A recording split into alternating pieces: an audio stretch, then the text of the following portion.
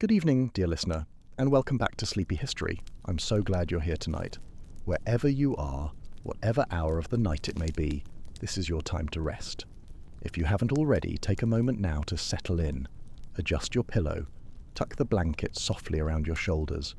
Let your body sink into the mattress, heavy and safe, while your mind drifts gently awake to a story from long ago. Tonight, we are travelling far back in time, to a world of desert winds and silver rivers, of towering pyramids, and temple walls carved with the faces of gods. Ancient Egypt, a land that feels distant and mysterious, yet was once alive with ordinary people, breathing, laughing, dreaming beneath the same stars we see above us tonight. You may imagine Egypt as a place of solemn rituals, stern pharaohs, golden tombs sealed for eternity. And all of that is true, but there is another side to Egypt, a softer, stranger, and more human side, a side where incense filled the air until heads grew light, where jars of wine were infused with flowers that made the mind float like a reed on the Nile, where festivals shook the earth with laughter and music until day and night blurred together. The Egyptians did not think of these things as indulgence. They thought of them as communion, a way of reaching closer to the gods, a way of making the burdens of life a little lighter and eternity a little less frightening. And so tonight, as you rest, I will tell you the story of Egypt's intoxicating world, the flowers, the drinks, the smoke, and the rituals that carried them beyond the ordinary. Some were gentle, some were wild, some were dangerous, but all of them were woven deeply into the rhythm of Egyptian life. We begin not in a tomb or a temple, but in a garden, a quiet courtyard shaded by palm trees, where the night air is warm and the Nile drifts lazily in the distance. There, among the reeds and blossoms, grows a flower painted endlessly on Egyptian walls, the blue lotus. The lotus was everywhere, in paintings and carvings, in the hands of kings and dancers, in offerings to the dead. Its petals were delicate, almost glowing, and its shape opened like the sun itself. To the Egyptians it was a symbol of rebirth, of the day rising after the darkness of night, of the soul returning after death. But it was more than symbol. The petals carried something mysterious. When dried in the sun, then soaked gently in wine, they transformed the drink into something otherworldly. Not sharp, not overwhelming, just soft, like drifting off to sleep. A mild euphoria, a gentle floating of the spirit, enough to make the noise of a festival seem far away, enough to make the world shimmer like heat over the desert. Imagine, dear listener, reclining on a mat in the courtyard of a banquet. Torches flicker around you, casting their light across painted walls. Music plays, the soft plucking of a harp, the low beat of a drum, the laughter of guests. A cup is handed to you. It smells faintly of flowers, sweet but strange. You take a sip. The taste is rich, perfumed, clinging, and slowly as the night stretches on, your body feels lighter, your mind sways. You're still here, but also somewhere else, carried upward, as though the gods themselves breathed through you. In paintings, Egyptians are shown holding the lotus to their nose, not only as decoration, but as symbol. To breathe its fragrance was to inhale divinity. To sip its wine was to taste eternity. And when death came, the petals were placed in tombs, tucked beside the mummies, so that even in the afterlife the soul could drift softly into its new world. The blue lotus was not indulgence, it was prayer. And yet, it also made music sweeter, dancing freer, poetry softer. In the end, perhaps it was both, devotion and delight, sacred and human. And so, in Egypt, the line blurred, between God and man, between ritual and revelry, between the solemnity of death and the laughter of life. And in that blur, the people found comfort. The blue lotus may have carried nobles and priests into dreamlike states, but for the everyday Egyptian, the farmers, the stonecutters, the women grinding grain, the children chasing each other in dusty courtyards, there was another drink. It was not rare, it was not perfumed, it was not gilded, but it was everywhere, and it kept the whole civilization alive. That drink was beer. And yet, dear listener, when I say beer, erase from your mind the golden liquid with a foamy head that pours easily into a glass today. Egyptian beer was something altogether different. Imagine bread, but wet. Imagine porridge, but fizzing faintly. Imagine a jar filled with a cloudy, soupy drink, thick enough to chew, sour enough to bite the tongue, and grainy enough to leave a trace on your lips. That was beer in ancient Egypt. It began its journey as bread, loaves of barley or emmer wheat baked only halfway, soft and dense inside. These loaves were crumbled into pieces soaked in water, mashed by hand until they dissolved into a mushy stew. Left to sit in the sun, it frothed and fermented, and in time became beer. The taste, we are told, was rustic. The texture, substantial. Archaeologists, with polite understatement, call it liquid bread. But to the Egyptians, it was more than drink. It was survival. From the grand palaces of Thebes to the smallest mud brick huts on the edge of the desert, beer filled every vessel. It was safer than water, richer than plain grain, nourishing enough to replace a meal. Children drank weak versions of it. Mothers sipped it while nursing infants.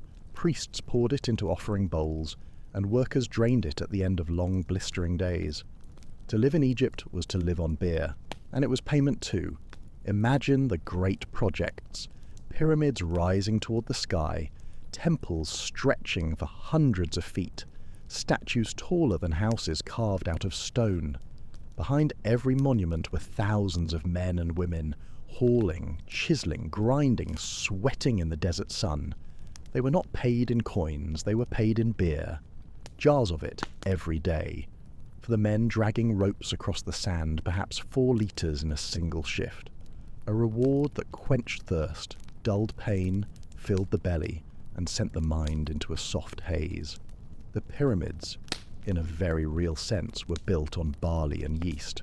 But beer was not only for work, nor only for survival. It was also for joy. At festivals, great clay jars were set in the middle of courtyards, straws woven from reeds jutting out like spokes on a wheel. Families, neighbours, friends leaned in together, their heads nearly touching, sipping from the same vessel. Laughter rose, songs began, the sour heaviness of the drink softened by dates, honey, or spices that flavoured the brew. The courtyard grew warm with bodies, with voices, with the sweet fog of ferment. It was not refined, it was not elegant, but it was communal.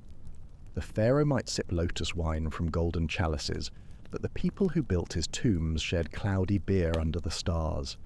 And in that sharing they found not just nourishment, but togetherness. So when you think of Egypt's monuments gleaming in the sun, the stone walls, the sacred temples, the pyramids that still defy time, remember also the countless jars of beer lined up in storage rooms, carried to work sites, poured in ceremonies, offered to the gods, shared by families at dusk. Beer was the heartbeat of Egypt, its food, its payment, its prayer, its pleasure. And as the night deepens around us, you may imagine yourself sitting on a low stool in a mud brick courtyard. A clay jar rests before you, its neck dark with condensation. You bend toward it, place the reed straw to your lips, and draw a mouthful of thick, tangy liquid. It fills your stomach, heavy and comforting, and though the taste is strange, it warms you. Around you, children laugh, neighbours talk, torches flicker, and for a moment, you are not alone. You are Egyptian. You are part of the feast. Beer filled the homes of Egypt. It was poured for workers, offered to the gods, shared among families. But once a year, beer became something else entirely. It became the centre of one of the most unusual, most chaotic, and most sacred festivals in the ancient world. The Egyptians called it the Feast of Drunkenness.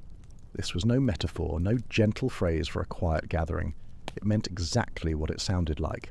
A festival where the purpose was to drink until ordinary reality dissolved, until the body staggered and the spirit opened to the divine. The story behind it was ancient, whispered in myths carved into temple walls.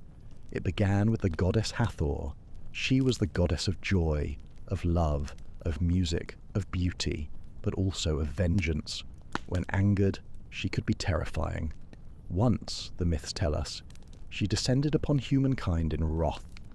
Her eyes gleamed red, her fury unrelenting. Villages burned, lives ended, humanity trembled on the edge of extinction. The other gods, horrified, tried to stop her. But how do you halt the storm once it has begun? They needed a trick, and so they brewed beer, vast quantities of it. They dyed it red with pomegranate juice until it shone like blood. They poured it across the fields, pools of crimson gleaming in the sunlight. Hathor, in her frenzy, bent to drink. She believed it to be blood. She drank deeply, again and again, until her body grew heavy and her rage softened. At last, overcome, she stumbled, collapsed, and slept. When she woke, the fury was gone. The slaughter ended. Humanity was spared, not by weapons, not by armies, but by beer. And so, each year, the people remembered. They remembered with music, with dancing, with laughter, and with drink. At dawn, the ritual began. Priests opened the temple gates, drums thundered through the courtyards, and the air rang with tambourines and clapping. Great jars of beer were brought forward, brewed strong, sometimes mixed with herbs, sometimes flavoured with honey or dates. Cups were raised, blessings were spoken, and then the drinking began. Not a sip, not a polite toast, but deep gulps. Again and again, the command spoken by priests was clear. Drink until your heart is content. And so they did. Imagine the scene, dear listener. The rising sun spilling gold across the Nile. The courtyards crowded with men and women swaying together, reed straws dipping into jars, voices rising louder with each passing hour, the smell of incense mingling with sweat and yeast, some laughing uncontrollably, some singing, some staring upward as though visions hovered just beyond the sky. To stumble was not shameful, to collapse in the dust was not disgrace. It was expected. This was not chaos for its own sake. The Egyptians believed that in losing themselves, in surrendering to drink and song, they stepped briefly into communion with Hathor, that through dizziness and disorientation they touched something divine. By evening the festival reached its height. Drums pounded like heartbeats, flutes wailed, bodies spun in frantic dances, feet striking dust into the air. Some claimed to see the goddess herself, radiant, watching, smiling faintly through the haze. Others claimed only to remember nothing at all, but all believed they had been renewed. The next day was slower, quieter. Bodies ached, heads throbbed, regrets lingered. And yet there was pride. The people had honoured Hathor. They had relived the myth, surrendered to joy, and emerged cleansed. The feast of drunkenness was not only indulgence, it was survival in ritual form, a reminder that even wrathful gods could be softened, that chaos could give way again to balance, that joy could follow terror. And so, once each year, the Egyptians abandoned their restraint. They laughed, they sang, they collapsed together under the desert sky. And in their collapse, they believed, they touched eternity. Not every Egyptian ritual was loud with drums or wild with laughter. Some were softer, slower, built not on cups raised to the lips, but on smoke curling toward the ceiling of stone temples, weaving its way into the noses, the lungs, the very dreams of those who breathed it in. This was the world of Kifi, the incense of Egypt. Kifi was not a single substance. It was a recipe, a weaving together of many things. The ingredients varied by temple, by tradition, by time, but always they were rich, fragrant and strange. Honey, raisins, wine, cinnamon, juniper, myrrh, mint and frankincense, sometimes more, sometimes less, crushed together, soaked, fermented, dried into pellets, and burned until the air itself grew heavy with perfume. Imagine standing in a great stone chamber. The walls rise high above you, carved with hieroglyphs that catch the flicker of torchlight. Priests move slowly, their linen garments brushing the floor, their voices low in chant, and before them a dish of glowing coals. Onto it they sprinkle the pellets of Kifi. At once the smoke begins, thick, sweet. It drifts upward in slow spirals, filling the room, clinging to the hair, to the skin, to the folds of fabric.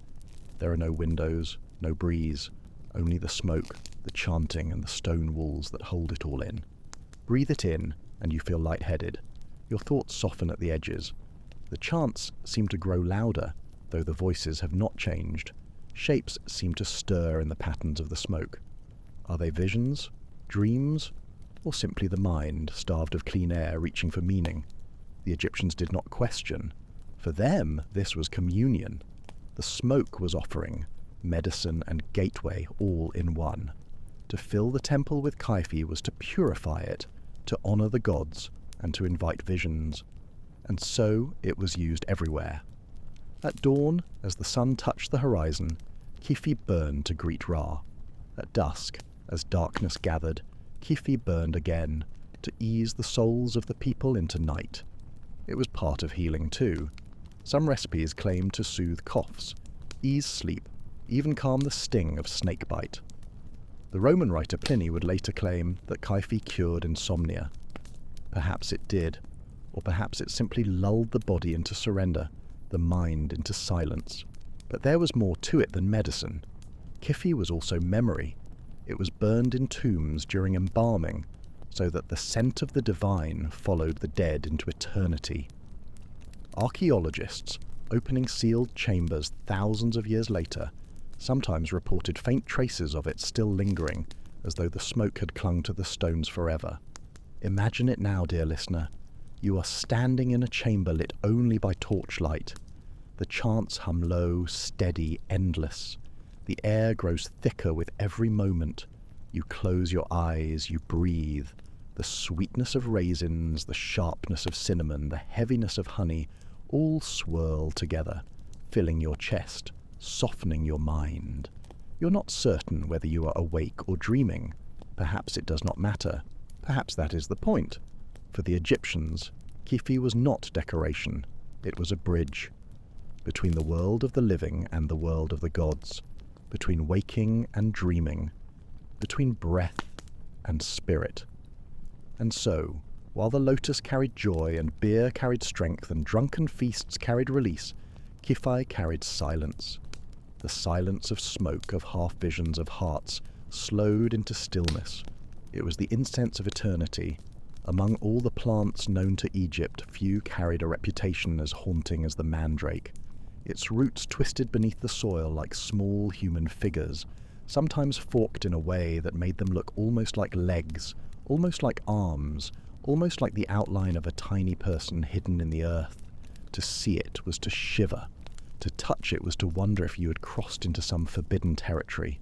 The Egyptians treated it with reverence and with caution. In their medical scrolls, the mandrake appears again and again. It was said to soothe pain, to quiet sleeplessness, to spark fertility, even to stir desire between man and woman. Yet the very same root that could comfort could also harm. For in the mandrake were hidden alkaloids, powerful substances that, even in small doses, altered the mind and the body. A sip too much, and the calm drifted into terror. A stronger draught, and one might sink into visions, into dreams so vivid that they felt like drowning. Stronger still, and one might not return. Imagine an ancient physician called to the bedside of a patient moaning in pain. He carries a small pouch, inside it the dried, twisted root. He slices a sliver, crushes it, mixes it into a draught of wine. The patient drinks, grimaces at the bitterness, and slowly begins to grow calm. The pain lessens, the breathing steadies. Perhaps sleep comes, but the line between healing and harm was thin as a reed, and every physician knew it. Myths gathered around the plant like mist around the Nile. Later stories, passed from one culture to another, claimed that to pull the mandrake from the ground was to risk your life, that the plant itself would scream, a high, piercing cry, and that anyone who heard it would fall dead on the spot. And so, they said, one must tie the root to a dog, turn away, cover the ears, and let the poor animal drag it free. We do not know if the Egyptians truly believed this, but we do know that they saw in the mandrake something dangerous, something alive. something that blurred the border between plant and spirit. It was not for everyone. This was no drink for daily life, no common remedy for farmers and children. Mandrake belonged to the world of priests, of magicians, of healers, willing to gamble with shadows. Imagine, dear listener, a ritual chamber at night. The air is cool, the stone walls echo with quiet prayers. A priest prepares a draught of mandrake wine. Those gathered sip it carefully, sparingly. At first, the body relaxes. The mind loosens its grip. The chants grow louder, though the voices do not change. The walls seem to shimmer. The carvings seem to stir, and in the corner of the eye something moves. Are the gods arriving? Or are the roots still whispering through the blood?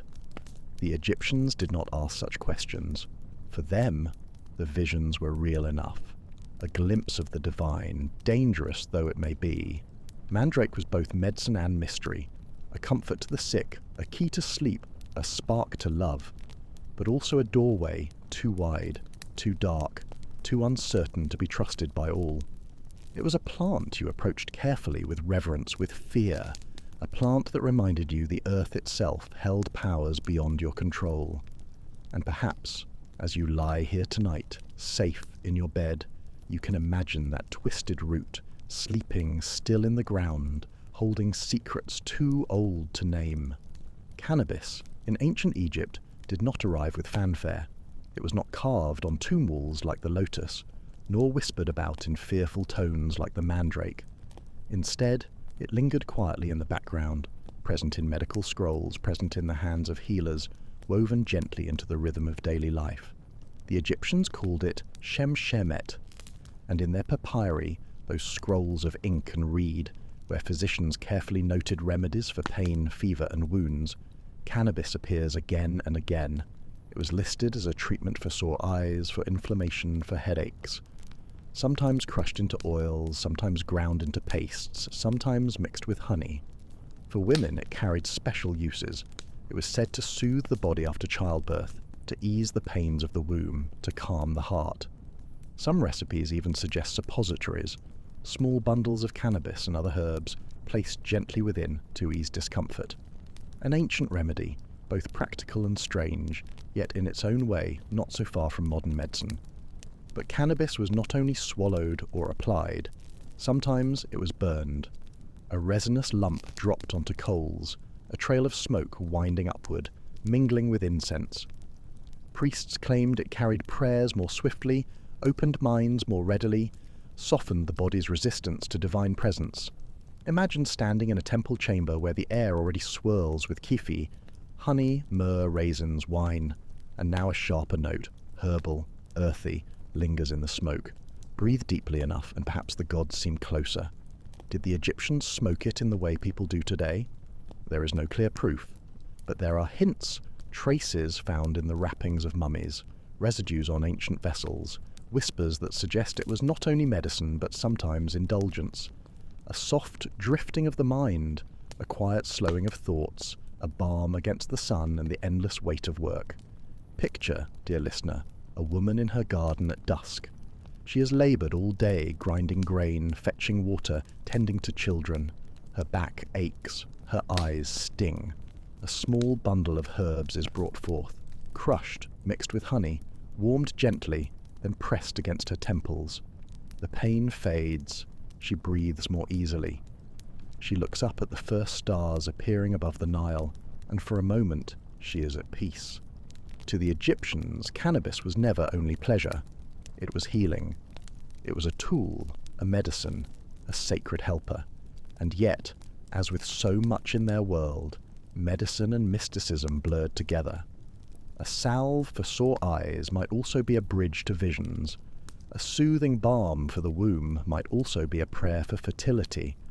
In Egypt, there was no sharp line, and so cannabis lived quietly among them, not exalted, not feared, but trusted.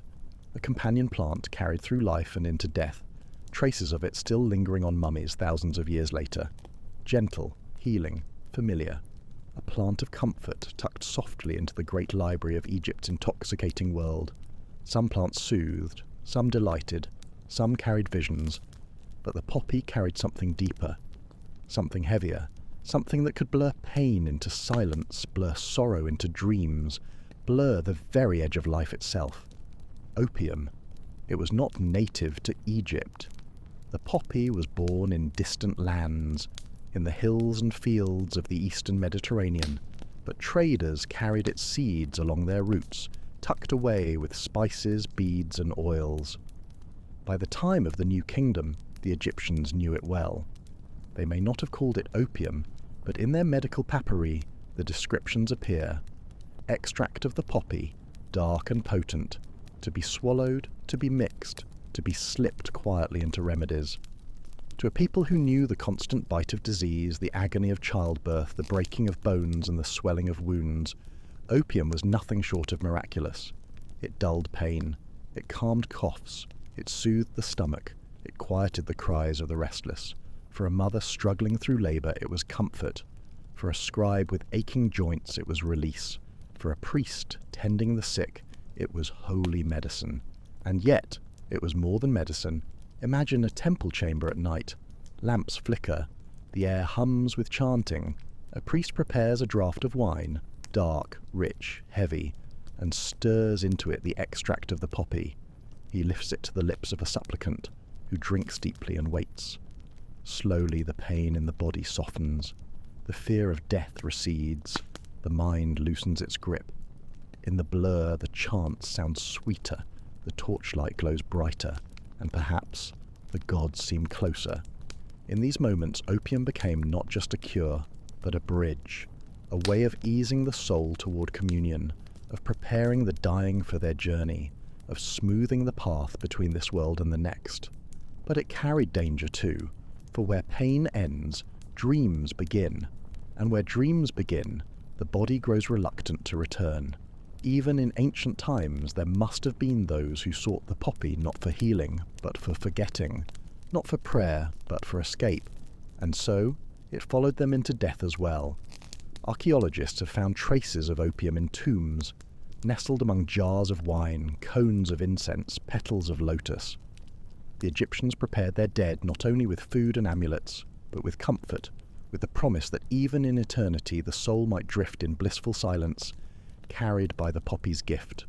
Picture it now, dear listener. You are lying in a quiet chamber, the air warm and still, the night silent beyond the walls. A draught of opium wine rests in your hand. You drink. The bitterness fades into sweetness. Your body grows heavy, sinking deeper and deeper, while your mind grows lighter, floating higher and higher. The line between body and spirit blurs. Sleep comes, but it is no ordinary sleep. It is vast, endless, enveloping. This was the gift of the poppy, a gift of mercy and a gift of peril, a gift of healing and a gift of forgetting. And in the hands of the Egyptians, it became one more thread in the tapestry of their intoxicating world, a thread woven with reverence, with mystery, and with silence. Wine in Egypt was never merely wine. It was luxury, yes, rarer than beer, more costly, often reserved for nobles, for priests, for the wealthy. But it was also more than a drink. It was a vessel, a canvas, a liquid into which other worlds could be stirred. The grapes were pressed, their juices left to ferment in tall amphorae sealed with clay. But before the jars were closed, hands reached in to add more. Petals of blue lotus, drops of myrrh, shavings of cinnamon, seeds of mandrake, lumps of honey, even fragments of frankincense. Herbs to calm, herbs to arouse, herbs to open the mind. What emerged was not simply grape wine, but something richer, heavier, stranger. Imagine a banquet, dear listener. The air warm with torchlight, the floors cool with smooth stone, the courtyards echoing with harp strings and flutes. Servants pour wine into polished cups. The scent rises, sweet, floral, resinous, almost smoky. You lift it to your lips. At first it is familiar. The taste of grape, sharp and warm, but beneath it other flavours stir. Bitterness, perfume, spice. And then, slowly something happens. The chatter of voices softens into a hum. The faces around you seem to glow with strange clarity. The music vibrates deeper in your chest, as though the strings of the harp were strumming the strings of your own heart. You close your eyes, and for a moment it feels as though you are weightless. This was wine in Egypt. Not a polite drink, not a casual toast, but a potion. At festivals, the amphorae stood in rows, carried into courtyards by the dozens. Guests sipped, laughed, swayed, and as the night deepened, the line between feast and ritual blurred. For the Egyptians did not drink only to celebrate, they drank to commune, to bring themselves closer to the gods, to dissolve the boundaries between mortal and divine. Even the gods, they believed, drank it. Wine infused with lotus was poured as offerings in temples, left in tombs, spilled at the feet of statues, so that the divine might descend more easily into their stone vessels.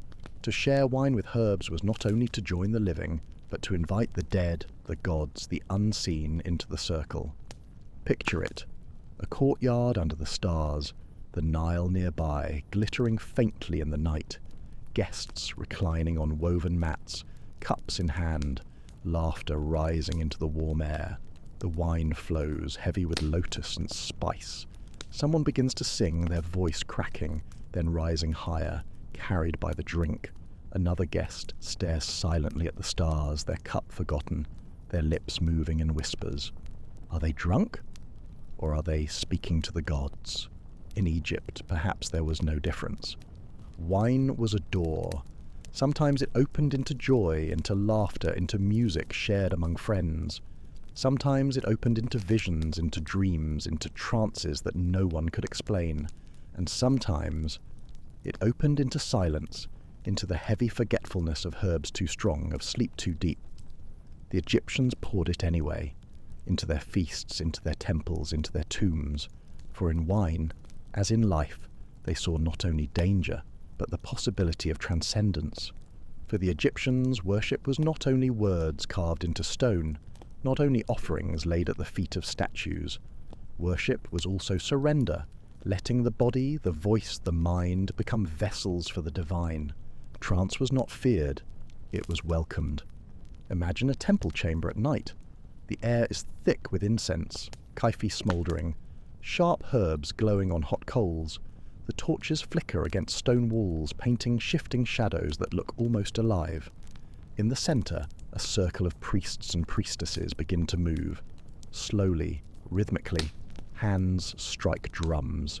Feet stamp on stone. The beat is steady at first, like a heartbeat, then faster, louder, more insistent. Voices rise in chant, over and over the same words, repeated until they blur into sound alone. The body sways with the rhythm. The chest hums with the vibration. The mind grows dizzy with repetition. And then something changes. A priestess falls to her knees, her head thrown back. Her voice changes deeper, louder, as though someone else is speaking through her. The crowd gasps, but no one moves to stop her, for this is the moment they have been waiting for. The goddess, they believe, has arrived. Hathor, or Isis, or Sekhmet, whoever chooses, has stepped into her body, borrowing her voice, her limbs, to speak, to dance, to weep. Others join. Some shout, some collapse. Some convulse in the dust, their limbs trembling, their eyes rolling, their mouths spilling strange words. It is not shameful. It is divine. Possession in Egypt was not seen as sickness. It was seen as elevation. To be chosen by a god, even for a moment, was an honor. To lose yourself in the music, the smoke, the drink, the endless chant, was not weakness. It was proof. And so the rituals continued. Hours passed, the chants droned, the drums thundered, the smoke thickened. Some fell into silence, curled on the floor in exhaustion. Others shouted prophecies, their words half nonsense, half revelation. The crowd listened, believing every syllable might be the voice of eternity itself. When the trance ended, it ended suddenly. The body collapsed. The voice stilled. The priestess returned to herself, sweating, trembling, eyes wide. She might not remember what she said or what she saw, but those around her remembered. They had heard the gods. Picture it now, dear listener. The slow beat of the drum, the chant growing louder, faster, until it seems to press against your own heartbeat, the smoke filling the air thick and sweet until you can almost feel it resting on your skin. You close your eyes, you sway, and in the rhythm you feel as though something vast and ancient is leaning close, just at the edge of sight. That was trance in Egypt. Not madness, not sickness, but a meeting, a surrender. A doorway through which gods could step for a moment, leaving behind sweat, trembling, and cryptic words scratched into memory like hieroglyphs in the air. For the Egyptians, death was not an ending, it was a change of address. And so, the line between the living and the dead was never firm, never absolute. At certain times of year, during festivals like the beautiful Feast of the Valley, families travelled to the necropolises, the sprawling cities of tombs, and there they celebrated. Imagine it, dear listener. The desert sun falls toward evening, casting long shadows across rows of stone tombs. Families arrive, carrying baskets of bread, jars of beer, flasks of wine. Children run between the monuments, their laughter echoing strangely among the walls. Mothers spread cloths on the ground, fathers pour drinks. Soon the air fills with the scent of roasted fish, of dates and figs, of freshly baked loaves. And though the food is for the living, it is also for the dead. Offerings are placed at the tomb doors, in front of the carved false windows through which the spirits were believed to pass. Bowls of beer are poured, petals of lotus are scattered, songs are sung.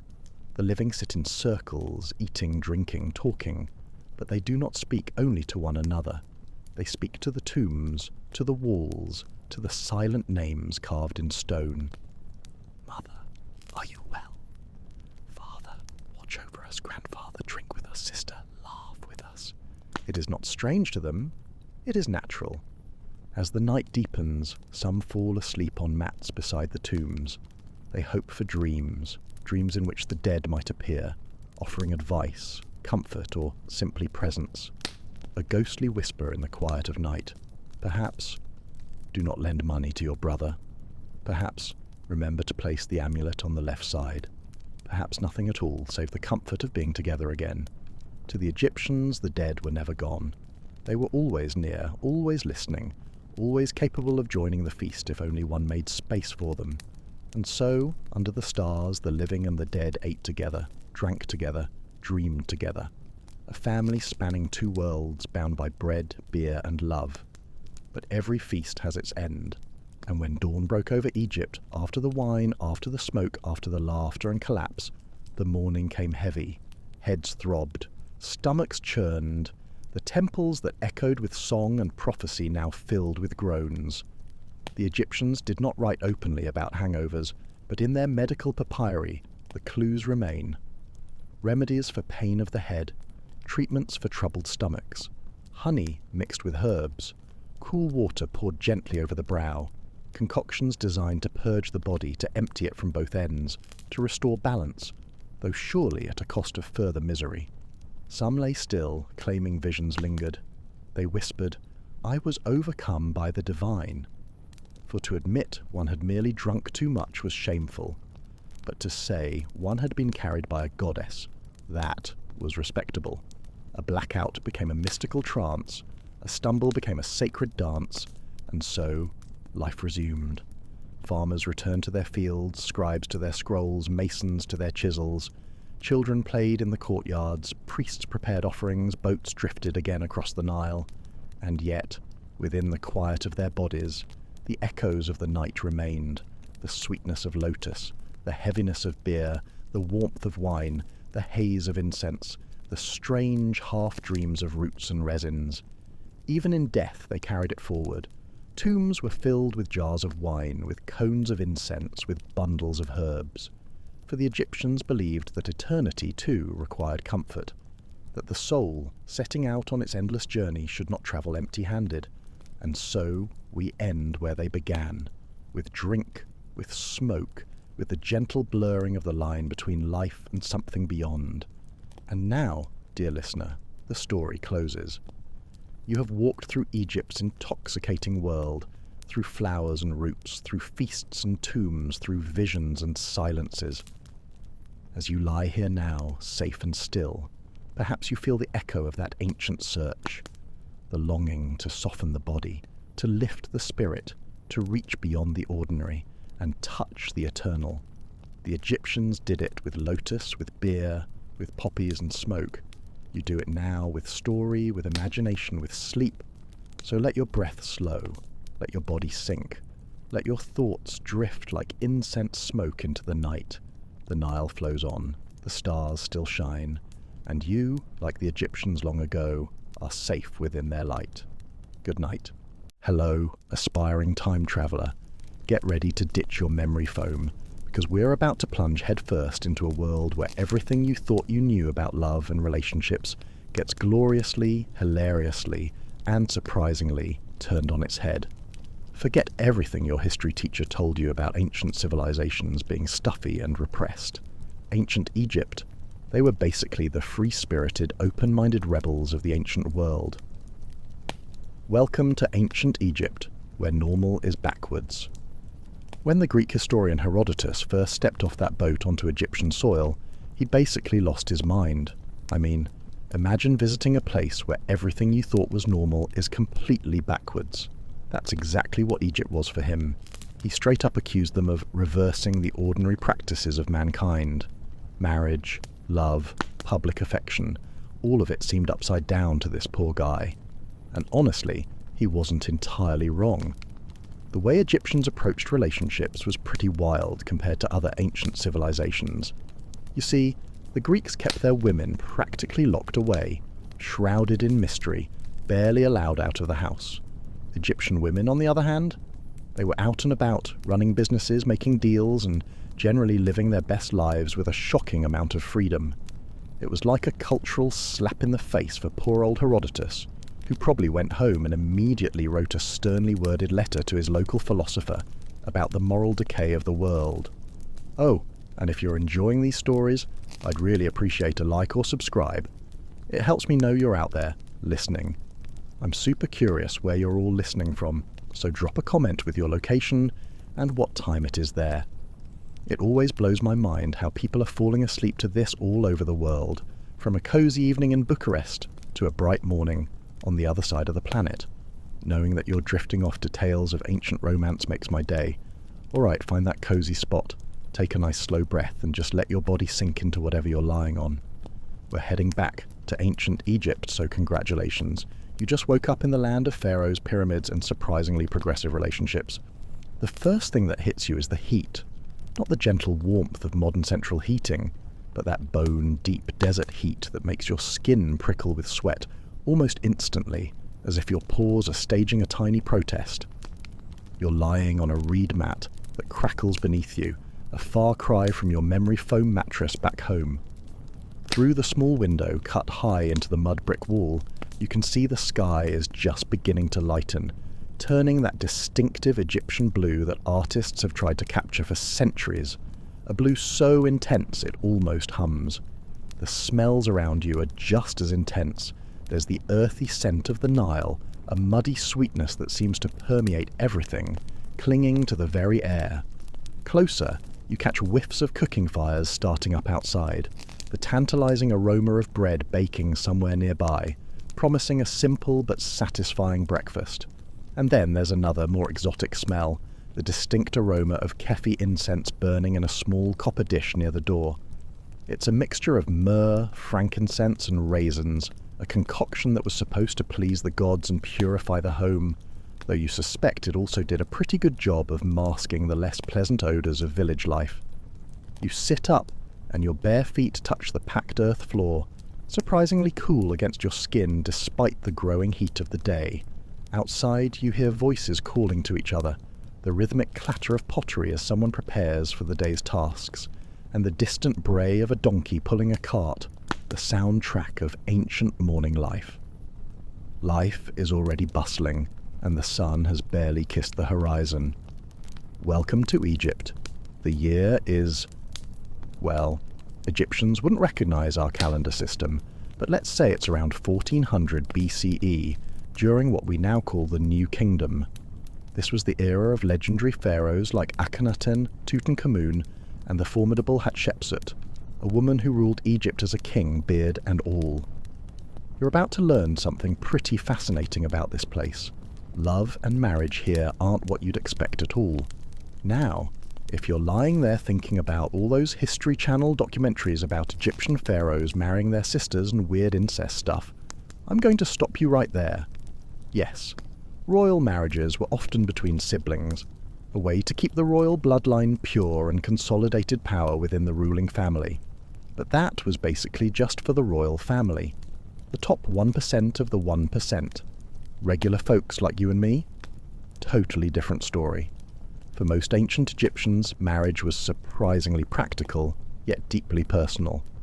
A fascinating mix of business arrangement and genuine affection that would honestly put some modern relationships to shame. They weren't afraid to blend the pragmatic with the passionate.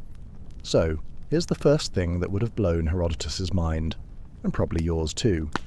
Marriage in ancient Egypt wasn't a religious ceremony at all. In fact, there wasn't even a ceremony. No white dress, no walking down the aisle, no "you may now kiss the bride," no awkward speeches from distant relatives. None of that pomp and circumstance. You shift slightly on your reed mat, finding a more comfortable position, the sounds of the waking village continuing outside your window, women talking as they head to the Nile for water, the cheerful laughter of children, the rhythmic scraping of dough being kneaded for the morning bread, a reassuring symphony of daily life. Basically, here's how Egyptian marriage worked. When a young man was ready, usually around 16 to 20 years old, he'd look for a partner.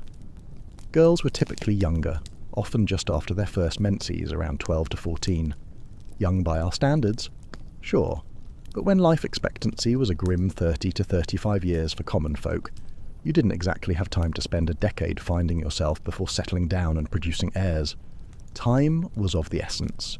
You stretch and stand up, your joints cracking pleasantly, a little protest from your ancient body. Across the small room, a clay jar of water sits waiting. You dip a cloth into it and wipe the night's sweat from your face and neck. The water is cool against your skin, a small mercy in this relentless heat. The most important thing for marriage wasn't love, at least not initially. It was stability. A man needed to have a job, some kind of income, his own house, a basic foundation for a family. Women weren't expected to bring financial stability to the marriage, but they did bring essential domestic skills and often a dowry of household items, things like linens, pottery, furniture, maybe even a few prized cooking implements. When families agreed on a match, and yes, parents usually had a major say, acting like ancient matchmakers, they'd draw up what was essentially a prenuptial agreement. This contract laid out what property each person brought into the marriage, and, crucially, what would happen to it if things didn't work out. Pretty modern, right? It showed a remarkable foresight for protecting women's assets. But here's where it gets really interesting. Once all the negotiations were done, there was no big ceremony, no priest blessing the union, no signatures on a marriage certificate. The woman simply gathered her belongings and moved into the man's house. That's it. That was the whole wedding.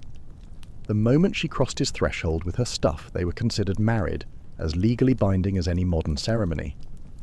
Outside your window, you notice a young woman carrying a small wooden chest toward a house down the street.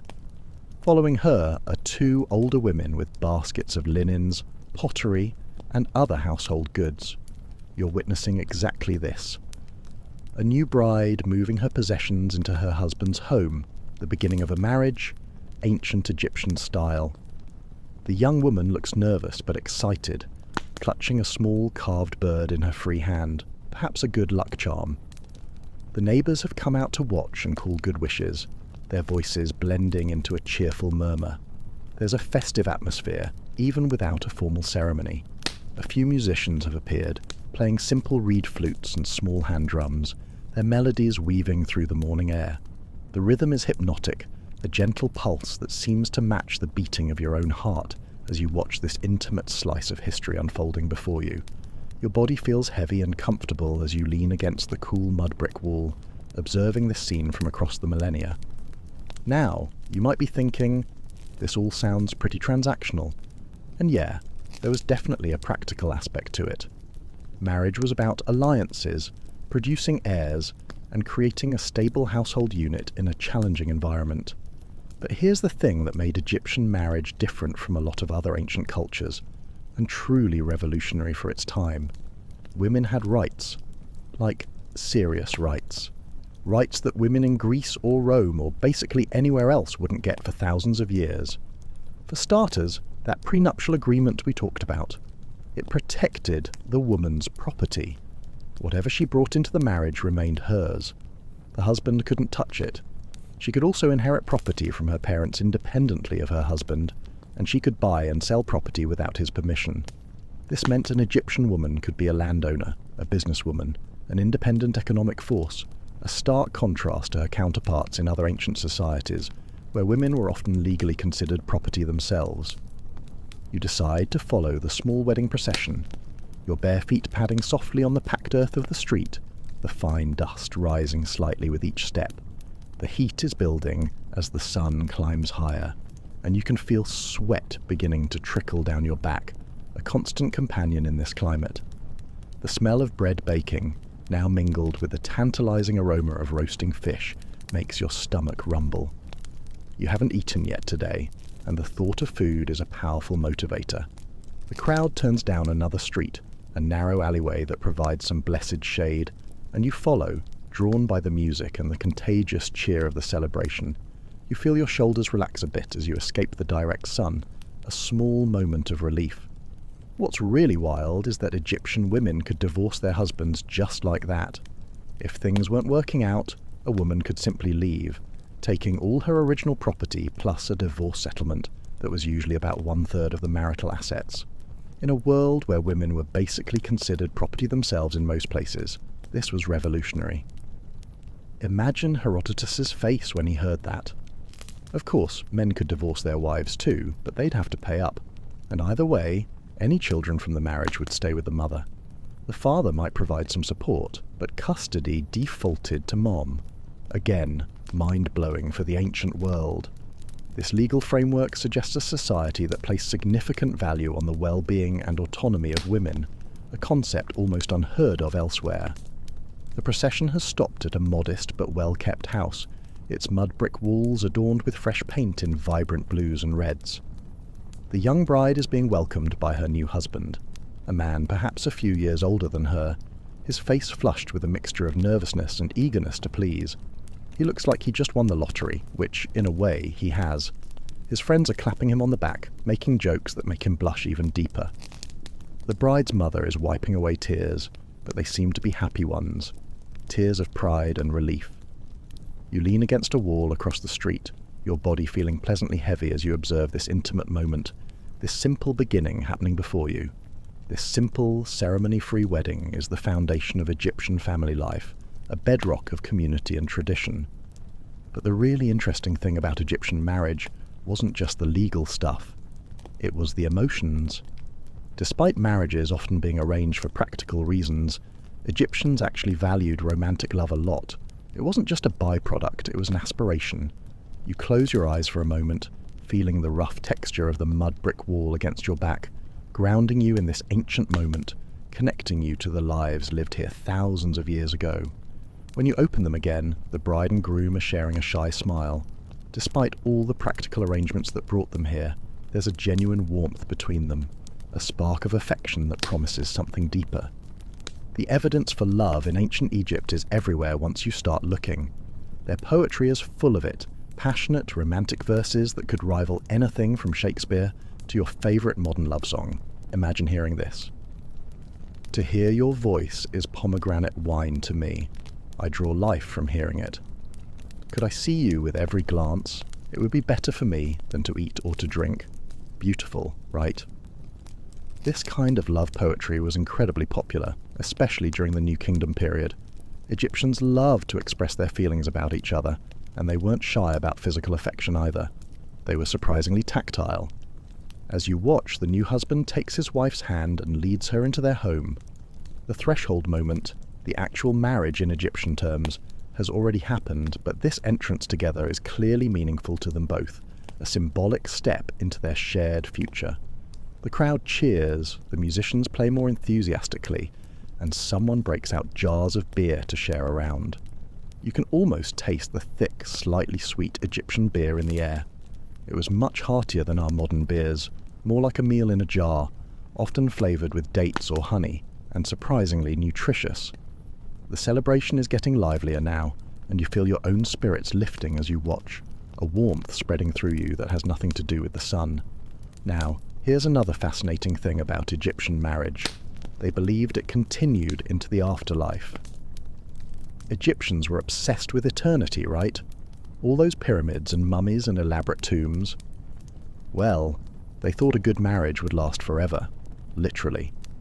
Couples were often buried together, or in adjoining tombs, with paintings showing them holding hands, embracing, sometimes even with their children around them, a beautiful tableau of eternal family life. That's why being a good spouse was so important. Nobody wanted to be stuck with a jerk for all eternity. This belief actually encouraged people to work on their relationships and treat each other well because, hey, till death do us part wasn't a thing. It was forever and ever, including the afterlife. It put a whole new spin on marital counselling. The wedding celebration is spreading now, with neighbours bringing out food to share. The scent of fresh bread, roasted fish from the Nile, and sweet honey cakes fills the air. Your stomach growls again, a polite but firm reminder that you still haven't eaten. A kind-looking older woman, her face lined with a lifetime of sun and smiles, notices you standing alone and gestures for you to join them. You hesitate. You're not exactly dressed in period-appropriate clothing. Your modern attire would be anachronistic to say the least. But her smile is so welcoming that you find yourself moving forward anyway. She presses a piece of warm, fresh bread into your hand. It's denser than modern bread, with a nutty flavour from the coarse ground emmer wheat it's made from. The crust is perfectly crisp, the inside still steaming. It might be the most delicious thing you've ever tasted, or maybe it's just the magic of eating bread that was baked 3,400 years ago, a literal taste of history. Your body feels increasingly heavy and comfortable as you eat, the simple pleasure of good food and friendly company washing over you, a profound sense of peace. You find a spot to sit on a low stone wall, your muscles relaxing as you continue to observe the celebration, feeling fully immersed in this ancient moment. Love, lust and lotus flowers, the bedroom and beyond. Let's talk about what happened in the bedroom, because that's where things get really interesting, and probably where poor Herodotus truly needed a fainting couch. Unlike many ancient cultures, and honestly plenty of modern ones, Egyptians had a pretty healthy attitude towards sex. They saw it as a natural, normal part of life, not something shameful or solely for procreation. It was a source of pleasure, connection and joy. And this is where poor Herodotus really lost it. Egyptians were openly affectionate with each other. They held hands in public, embraced, and generally weren't shy about showing their feelings. This was shocking to Greeks like Herodotus, who lived in a society where women were basically kept secluded, veiled, and public displays of affection were a big no-no, considered scandalous. The music has shifted to a slower, more sensual rhythm. A few couples have begun dancing, their movements fluid and graceful. It's not the highly choreographed dancing of temple ceremonies, but something more natural and spontaneous, an expression of joy and connection. The newly married couple joins in, clearly a bit shy with each other still, but moving together with increasing confidence, their movements mirroring each other. You feel your own body swaying slightly to the rhythm, the weight of it pleasantly heavy against the stone wall where you sit. The bread sits warm in your stomach, and someone has handed you a small cup of beer. It's thick and rich, almost like a meal in itself, with a tangy sweetness that's nothing like modern beer. What's more, premarital sex wasn't taboo in ancient Egypt. There's no direct word for virgin in the ancient Egyptian language, which tells you a lot about their attitudes. Young people were expected to explore their sexuality before marriage. It wasn't stigmatized, especially for women. Can you imagine how revolutionary this would seem to Herodotus, or pretty much any other ancient civilization that prized female virginity above all else? Of course, once you were married, fidelity was important. Both husbands and wives were expected to be faithful to each other. Adultery was considered a serious offence, though it was defined somewhat differently for men and women. A married woman sleeping with anyone other than her husband was adultery. For men, sleeping with another man's wife was adultery, but having relations with an unmarried woman wasn't seen the same way.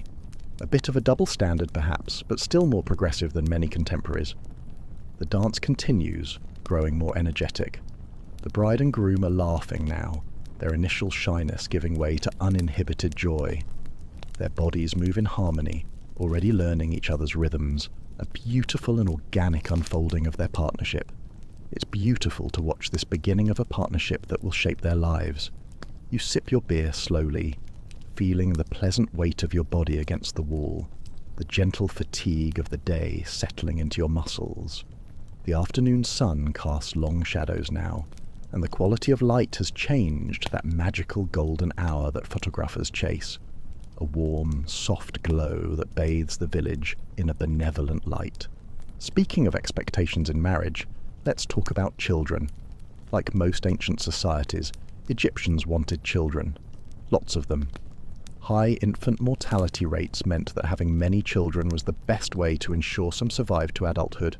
But unlike other ancient cultures, Egyptians valued daughters almost as much as sons. Almost, but not quite.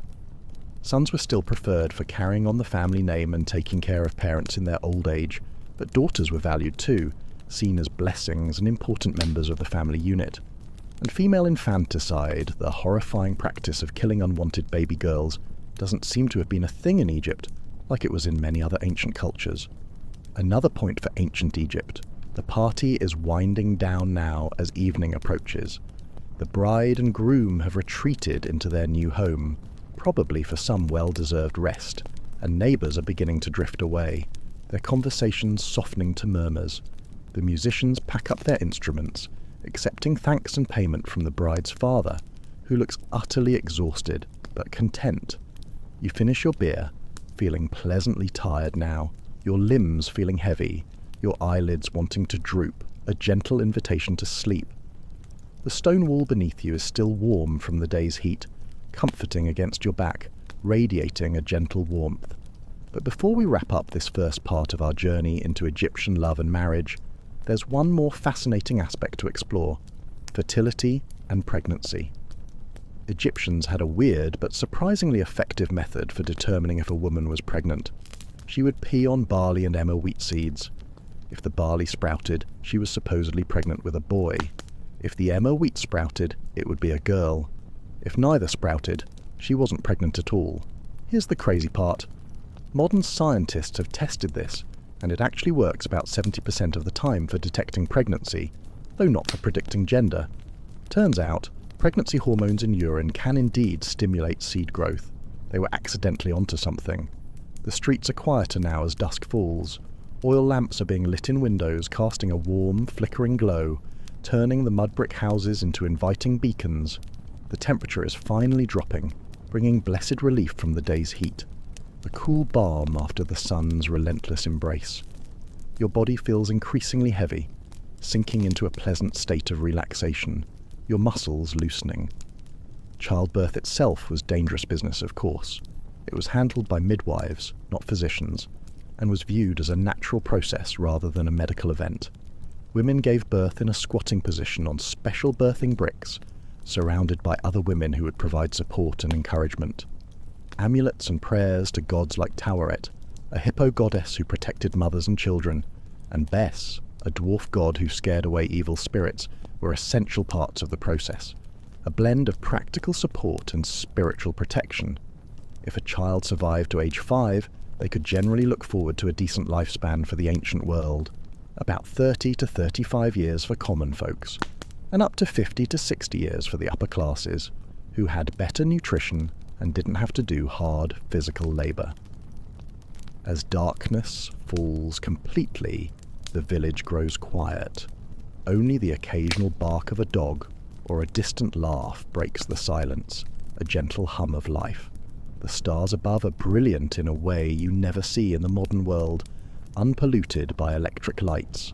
The Milky Way stretches across the sky like a river of stars, a cosmic mirror of their beloved Nile, and you can understand why the Egyptians saw the sky as a cosmic extension of their life-giving river. Your body feels incredibly heavy now, sinking into the ground beneath you, becoming one with the earth. Your breathing has slowed, becoming deep and regular. The sights and sounds of ancient Egypt are fading slightly as your awareness turns inward. You feel yourself drifting, floating on the current of history. The warm stone against your back, the lingering taste of bread and beer on your tongue, the distant music still echoing in your ears. All of it merges into a gentle cocoon of sensation. Tomorrow, we'll explore more about Egyptian love and marriage, the poetry they wrote to each other, the perfumes they wore to seduce their partners, the elaborate tombs they built to be together for eternity. But for now, you're here in this moment, your body relaxed and comfortable, your mind full of images of a world where love and marriage look very different from our own. The gentle weight of history settles around you, like a comfortable blanket. Your breathing deepens further. The stars wheel slowly overhead, the same stars that watched over ancient Egypt, that will continue to watch over our world long after we're gone. There's comfort in that continuity, that connection across time. Your limbs feel pleasantly heavy, your thoughts growing slower and more dreamlike. The sounds of the village have faded to almost nothing now, just the occasional rustle of palm fronds in the night breeze. Your body feels at peace, sinking deeper into relaxation with each breath as the story of ancient Egyptian love and marriage continues to unfold in your mind, a timeless tale of human connection. The morning sun climbs higher over the mud brick houses, casting long shadows across the narrow streets. You've woken early, your body attuned to the rhythms of this ancient world, where most activity happens before the brutal midday heat sets in. The air still holds a hint of coolness from the night, a fleeting memory of the cool darkness, but it's already evaporating like a dream upon waking, replaced by the creeping warmth of the new day. You stretch, feeling your muscles loosen pleasantly, the last vestiges of sleep melting away. The reed mat beneath you crackles as you sit up, that same earthy smell of the Nile hanging in the air, mingled now with the scent of cooking fires and fresh bread.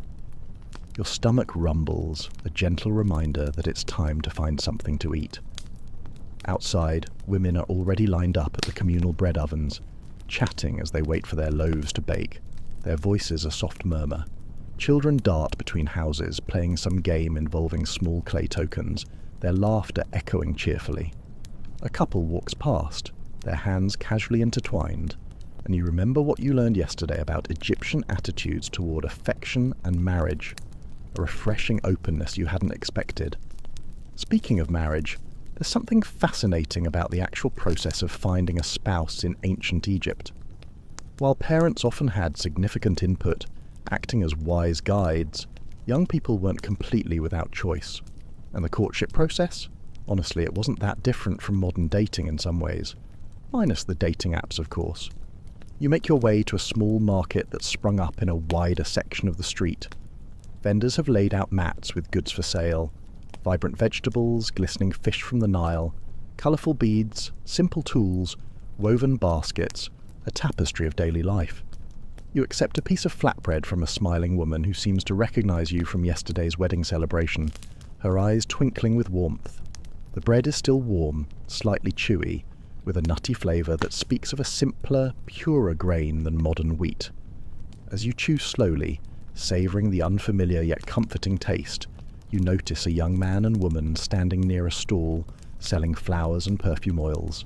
They're not touching, but the way they look at each other speaks volumes, a silent language of burgeoning affection. He purchases a small blue lotus flower and offers it to her.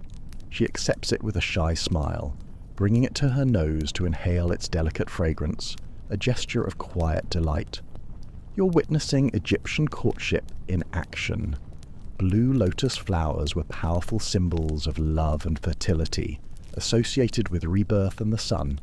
They were also mildly psychoactive, producing feelings of relaxation and euphoria when brewed into wine or tea. Not exactly a box of chocolates, but definitely a romantic gesture, and one with added benefits. Your body feels comfortable and at ease as you lean against a mud brick wall, observing this moment across the centuries. The rough texture of the bricks against your back is strangely soothing, grounding you in this ancient reality, connecting you to the very fabric of this past world. Courtship in ancient Egypt involved gifts like flowers, jewellery, or love poems written on papyrus or pottery shards. Young people might meet at religious festivals or family gatherings, or be introduced by their parents. There were no formal dating rituals with specific rules, but there were definitely ways to show interest and attraction, a subtle dance of signals and gestures. The couple has moved on now, walking close together without quite touching, a delicate intimacy. They stop occasionally to look at other market stalls, clearly enjoying this simple time together before marriage might formalize their relationship and the responsibilities of family life set in. You finish your bread and decide to follow them at a respectful distance, curious about this glimpse into ancient romance. Your feet move quietly on the packed earth of the street, your body feeling pleasantly heavy and relaxed despite the growing heat of the day. What's particularly interesting about Egyptian courtship is how straightforward it could be. If a young man was interested in a woman, he might send a female relative as a go-between to speak with her mother. If the initial response was positive, gifts would follow, and eventually the families would meet to discuss more practical matters, laying the groundwork for a stable union. The young couple has stopped again, this time at a stall selling amulets and small statues of the gods. The man points to a figure of Hathor, the goddess of love, beauty and music, often depicted with cow horns and a sun disk. The woman nods, her eyes bright, and he purchases the small statuette for her. Their choices are significant. Hathor wasn't just any goddess, she was specifically associated with feminine love, sexuality and motherhood. By giving her a Hathor amulet, he's making his intentions pretty clear. He sees her as a potential wife and mother, and hopes for a loving, fruitful union. You shift your weight from one foot to the other, feeling the pleasant heaviness in your limbs. The heat is building now, and you notice most people are beginning to seek shade, retreating from the sun's intensifying gaze. The couple does the same, moving beneath an awning where a vendor sells cool drinks, offering a brief respite. Now let's talk about what made a person attractive in ancient Egypt, because it's both familiar and strange to modern eyes. Beauty standards existed, of course, but they were different from what you might expect. For women, the ideal was slim, but with full hips, suggesting fertility, small breasts, and a symmetrical face. Men were ideally broad-shouldered with narrow hips, strong arms, and defined legs. Both genders preferred clear skin, bright eyes, and healthy white teeth. Sound familiar so far? Pretty standard stuff, right? But here's where it gets interesting. Both men and women wore makeup. Heavy black kohl around their eyes, green malachite eyeshadow, rouge for the cheeks, and henna for the lips and nails. This wasn't just for beauty. The heavy eye makeup helped protect against the glare of the sun, and even had antibacterial properties that prevented eye infections. Beauty with a practical purpose. Your gaze drifts to a woman arranging jewellery at a nearby stall. Her eyes are dramatically lined with thick black kohl, the lines extending out toward her temples, giving her an almost otherworldly look. The effect is striking against her warm brown skin. You notice that almost everyone around you wears some form of eye makeup, regardless of gender or social status. It's as common as brushing your teeth today. The heat is becoming intense now. You can feel sweat beading on your forehead and upper lip. You wipe it away, wishing you had some of that kohl to protect your eyes from the glare. Your body feels heavy in the heat, your movements becoming slower, more deliberate, almost languid. Egyptians also placed huge importance on scent. Both men and women wore perfumes and scented oils. The wealthier you were, the more complex and expensive your fragrance would be. Common scents included lotus, myrrh, frankincense, cinnamon, and various flowers and resins. Some wealthy people would even wear cones of scented fat on top of their wigs at parties. As the fat melted in the heat, it would release fragrance and condition their skin. Kind of gross by modern standards, but incredibly effective in the dry Egyptian climate. Imagine walking into a party and having scented fat drip onto your shoulders. A true sensory experience, certainly. The couple you've been observing is now seated in the shade, drinking what looks like beer from small pottery cups. They're talking animatedly, their faces bright with interest in each other, their conversation flowing easily. You feel a small surge of happiness for these two people who've been dust for thousands of years. In this moment, they're alive and falling in love. A timeless tableau. Your own body feels increasingly heavy in the midday heat. Your movements are slower, you're breathing deeper, adapting to the ancient rhythm. You find a spot in the shade and sink down, your back against a cool wall, the physical sensations of ancient Egypt, the heat, the scents, the textures, overwhelming but strangely comforting, a full sensory immersion. The domestic scene an eternal embrace. Let's talk about what happened after marriage, when the bride had moved into her husband's home and their life together began. The transition could be difficult, especially for young brides leaving their families for the first time, a bittersweet parting.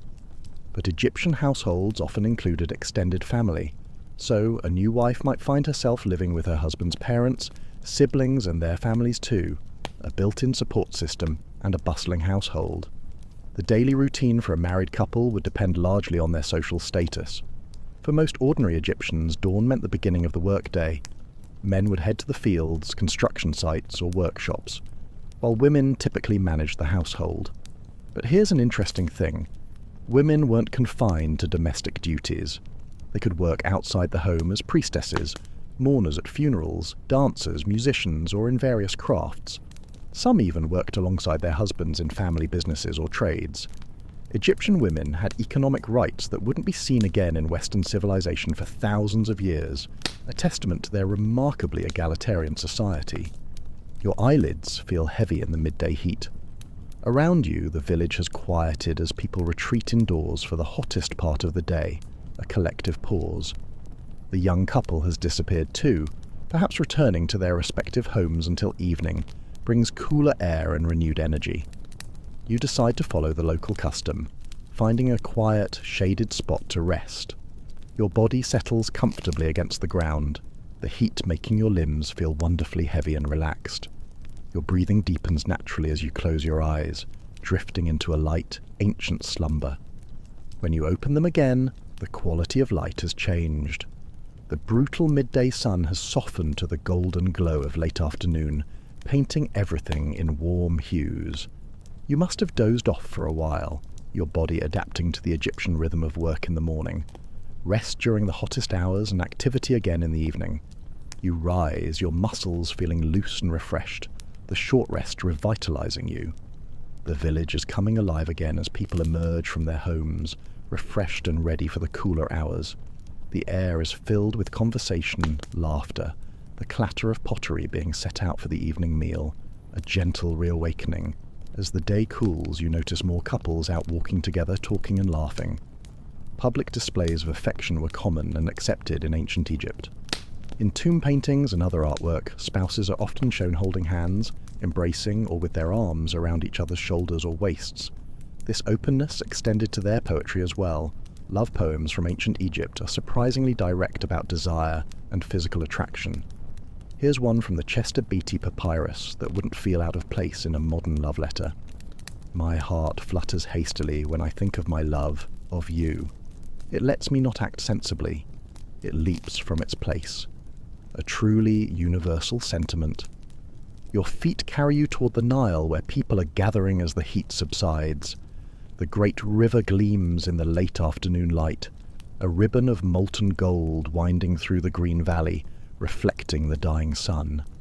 Along its banks, couples stroll together, families set out simple picnics, and children splash in the shallows, their joyful shouts echoing across the water. You find a spot on the riverbank, the grass surprisingly soft beneath you. Your body settles comfortably, sinking into the natural contours of the ground. The air here is cooler, carrying the river's breath, and you feel your skin prickle pleasantly with the change in temperature. A welcome sensation. On a nearby blanket, a couple sits close together, sharing a meal from a single plate.